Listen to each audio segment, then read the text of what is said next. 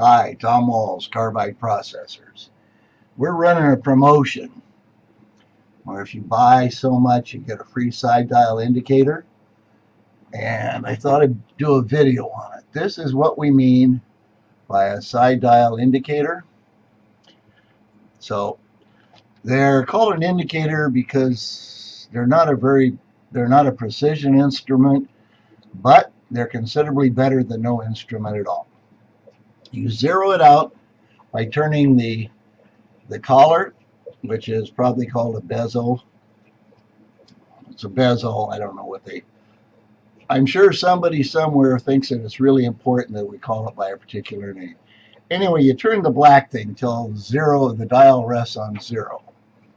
And then you push on the foot and the dial moves. Okay? That much is pretty simple. It's called side dial because it sits like that with the dial on the side. The industry we're in, the saw and tool industry, a lot of times is just a really straightforward industry. I suppose if we wanted to, we could develop some sort of a Latin-based name for that, but this is a Tenru gold medal saw blade, which we're going to use because it's good. Really like Tenru. They're not the only excellent blade manufacturer in the world, but nobody's better. You may argue you like somebody else's blade better. In case you don't know it by now, different people really like different blades. We're not to get a 22 pistol for my son. I bought a Ruger instead of a Browning. Brownings are more expensive, arguably better pistols, as are Kimbers. I like Rugers. So that's it. Anyway, what you do, you see the little feet on the bottom. Okay, 4 little feet. Put it down on the saw blade. You take it out to the tip like so. Push it down. And if you're not, you do this on a solid surface. So all right, I'm reading that at about 16 thousandths at the top of the tip. There's 17 thousandths. And there's 17.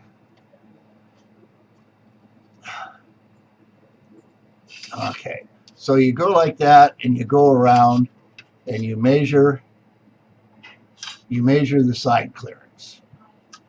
Okay, every tip should have the same side clearance. You also, saw tips, use my little Weehaw screwdriver here, which we also sell.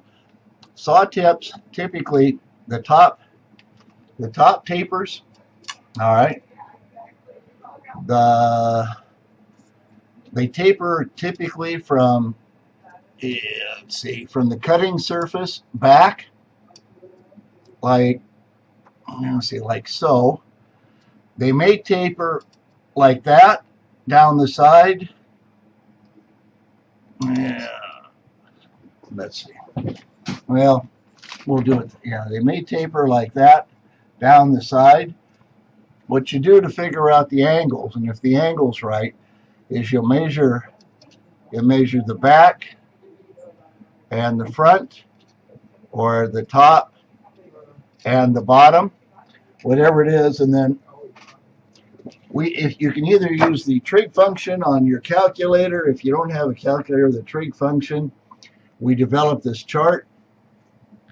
We gave away a lot of these. Now the part of what they do in filing rooms is they've got a calculator with a trig function. This, what I think is the best thing for me, if I want to know right off how good a saw blade is, I will start measuring the part, the very tip, the part that sticks out the most, all the way around, and I will see it should be the same all the way around. It certainly should be the same all the way around within a fraction of a thousandth, which is about as good as you're going to get with this. One more thing that you particularly have to check, you can see here where there's an expansion slot. Here, for example, you can see the little red squiggly line. What happens, saw blades, as they run the outside goes faster than the inside because it's the same RPMs, but the outside covers more distance than the inside because it's a bigger circle. So anyway, if that's not real clear, then think about it a minute and it'll come to you. The outside wants to grow, and it wants the plate kind of tends to want to dish. So they put in these expansion slots. These are resin filled, by the way. And Steve Bergerson, he was with Cascade Southern at the time. Now he's with Western Saw in California. He did a nice paper, and these little slots and filling them with resin makes a saw blade quieter by about 10 decibels. Anyway, you start measuring the tips all the way around, and you just do a real nice Excel spreadsheet, do a straight graph, and that graph ought to look like this. If it varies, that's not good.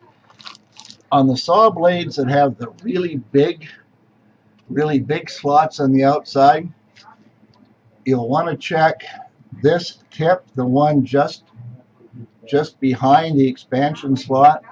The reason for that is that saw blades are typically ground down, okay? And of course, the grinding wheel pushes on the saw blade. If you have a big expansion slot, then you have it's weaker. You don't have the support in front of it that you get in areas with no slots. So this tooth tends to be deflected. What you ought to do when you grind them is you'll grind down, down, down, down, down, and then you grind up. Reversing the direction of the wheel, you grind up and then you grind down, down, down. And that's kind of a hassle.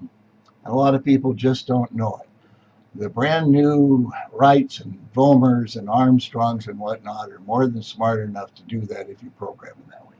Anyway, your free side dial indicator, get it, check your blades, check and see how good new blades are, check and see how good blades are coming back from sharpening.